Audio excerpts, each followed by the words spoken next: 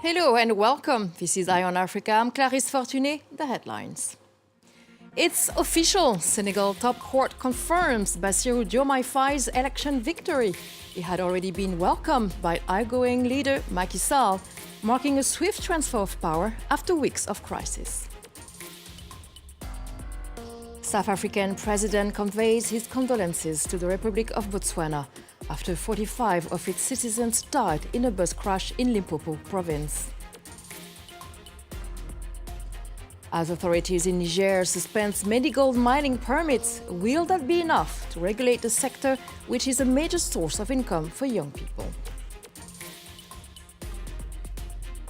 Senegal's Constitutional Council has officially confirmed the presidential election victory of Bassirou Diomaye Faye, a first-round victory with 54.28% in last week's vote. The African Union and France had already congratulated Faye on his win, who also met with outgoing President Macky Sall, marking a swift handover after weeks of crisis surrounding the vote. Clémence Vallet has more. A warm handshake symbolizing a new chapter in Senegal's political history, and unimaginable just a few months ago. On Thursday, accompanied by his mentor Ousmane Sonko, the man who will be the country's fifth president, Bassirou Diomaye Faye, met with outgoing leader Macky Sall at the presidential palace. According to the presidency, the meeting was organized to discuss the major issues facing the state, as well as the handover ceremony. For 3 years, the incoming president and his mentor fought against Macky Sall's policies. They organized protests and rallies in which dozens of people died as a result of clashing with the police. The two men spent several months in prison before being released in mid-March due to a new amnesty law that came into effect. Ousmane Sonko, leader of the Senegalese opposition and founder of the now dissolved PASTEF party, was not allowed to run due to having been sentenced for several crimes, including contempt of court. He threw his support behind Diomaye Faye's candidacy until victory on March 24th. Now, many are waiting to see what role he will be given in the new government, as well as the composition of the new body. The handover is scheduled for April 2nd, Macky Sall's official end-of-term date. Now to South Africa, where recovery efforts were underway, with forensic investigators searching for bodies after a bus plunged off a bridge and caught fire. An 8-year-old child was the only survivor of the crash that killed at least 45. Police are now investigating a case of culpable homicide. Tom Kennedy has the story. Forensic services investigating the debris of a deadly crash in South Africa. An 8-year-old girl, the sole survivor, after a bus plunged into a ravine and killed 45 people. The vehicle was crossing a bridge linking two hillsides in the Limpopo province before it crashed over the edge, falling 50 metres, and caught fire after impact. We were at the scene. We tried to help and there was nothing we could do because there were flames. We looked at our surroundings and ambulances and fire brigades all came from afar. It's a very sad situation. These people came from very far and they did not even get to their destination. And I'd like to pass on my condolences to the families that are involved, and may their soul rest in peace. Rescue operations continued until the late hours of Thursday evening, as some bodies were burned beyond recognition. Others trapped inside the debris and scattered on the scene. The Transport Minister offered her condolences and assured the cause of the crash is under investigation. The bus was carrying pilgrims travelling from Botswana's capital, Gaborone, to a church in the town of Maria for an Easter service. The child who survived the crash suffered serious injuries and was transported to a local hospital. And there was also another accident that made the headlines in South Africa. This one involves former President Jacob Zuma. The police says a drunk driver collided with his armoured state vehicle.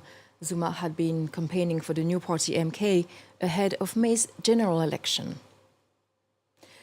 More than a ton of gold was seized at the Addis Ababa airport last January. The gold originated from Niger and was bound for the United Arab Emirates. Since then, Niger authorities suspended many gold mining operation permits in the country.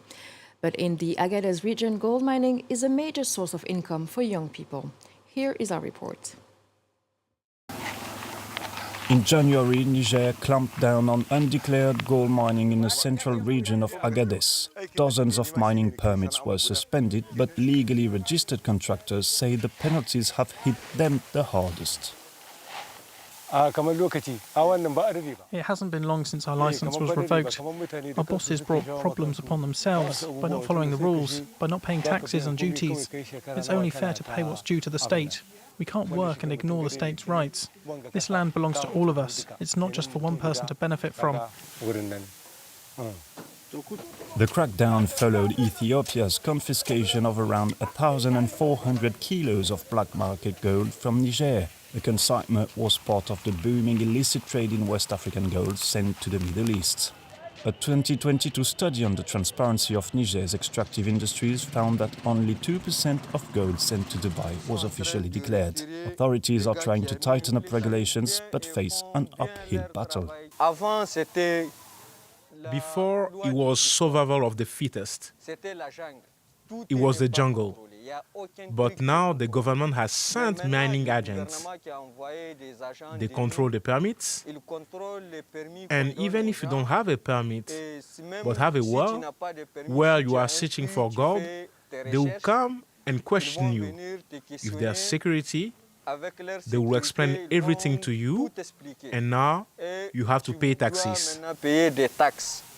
As individuals take advantage of the free-for-all, the country's fragile economy loses out. From politicians to foreign investors, many influential people are implicated in the illegal trade of Niger's gold. Corruption is also a concern amongst those meant to police the sector. A lack of resources and accountability have led to notoriously high incidents of corruption amongst those meant to police the gold trade.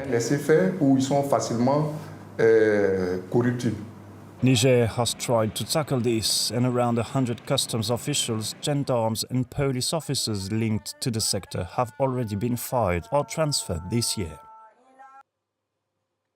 Rwanda is preparing for the 30th commemorations of the 1994 genocide against the Tutsis. Thousands of volunteers are now being trained to assist victims of trauma during the major ceremonies. They will be scheduled across the country starting from April 7th. In Kigali, Clément Di Roma has joined one of those trainings.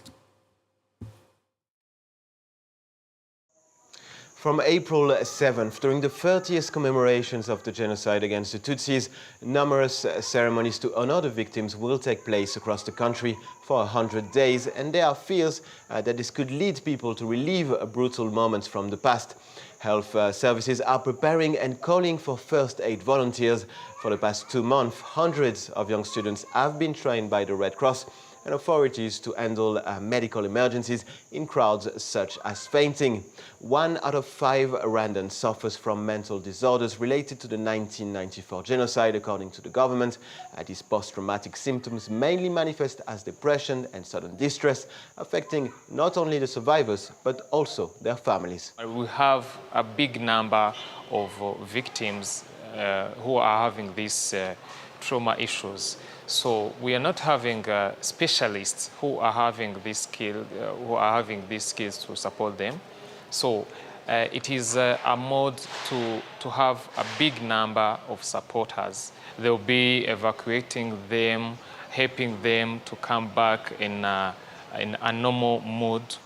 These young people come from 40 universities across the country and will in turn train other students. In total, several thousand first aid volunteers will be on duty during the ceremonies.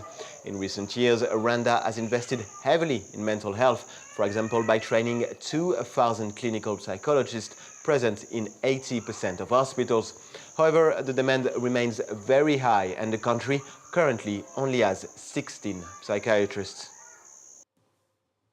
And now to Kenya, where researchers are trying to develop an AI-based application that could detect tuberculosis and eventually other chest infections. They are investigating whether the software can distinguish between the coughs of people with the disease and those without. Developing an app that could detect tuberculosis and other respiratory diseases. That's the challenge set by this team at the Kenya Medical Research Institute.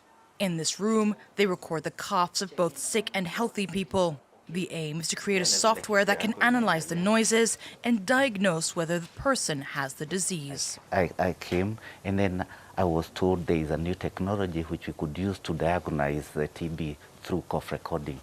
I did that and they confirmed my status. It's a very convenient technology, new technology. The trials have been funded by the National Institutes of Health in the USA, but have not yet received regulatory approval. For Dr. Nduba, the project's lead researcher, the software could help curb the spread of tuberculosis by cutting down the diagnosis timing from 2 to 3 months to a few minutes. The biggest achievement is reduced time to diagnosis. So the moment they get a cough, if you can just expose them to this software and determine this is TB, would reduce TB transmission in the community, and a lot of TB is due to transmission. The software has not yet met World Health Organization detection accuracy standards.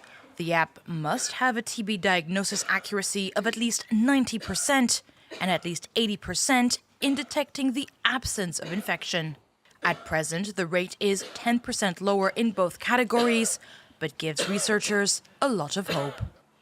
And let's end this program with pictures of rhinos in South Africa. Authorities have approved a phased end to the captive breeding of the species. It's a practice that allows for animals to be released into small enclosures before being shot for a fee by hunters. South Africa has seen its reputation tarnished as a custodian of some of the world's biggest wildlife populations. And with this, the end of our edition. Thank you for watching Eye on Africa. More news coming up.